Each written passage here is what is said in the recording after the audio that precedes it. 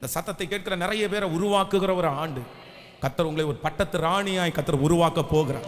கர்த்தர் ஒரு ராஜாவாய் கர்த்தர் உருவாக்க போகிறார். அதற்கு அத்தனை பேரும் தங்களுடைய இருதயத்தை அர்ப்பணித்து, ஆண்டவரே இந்த ஆண்டு எல்லாவற்றையும் விட்டுட்டு மோட நான் செலவிட போறேன்.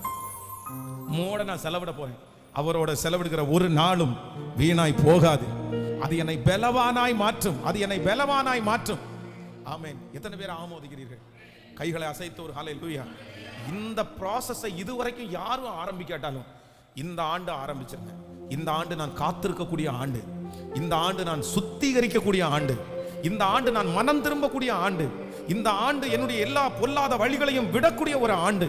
இந்த ஆண்டு ஏகா என்கிற பரிசுத்த ஆவியானவர் எங்கெல்லாம் என்னை கட்டுப்படுத்துறாரோ, எங்கெல்லாம் என்னை கண்ட்ரோல் பண்றாரோ, அந்த கண்ட்ரோலுக்குள்ள, அந்த கட்டுப்பாடுக்குள்ள அடங்கி இருக்கிற ஒரு ஆண்டு.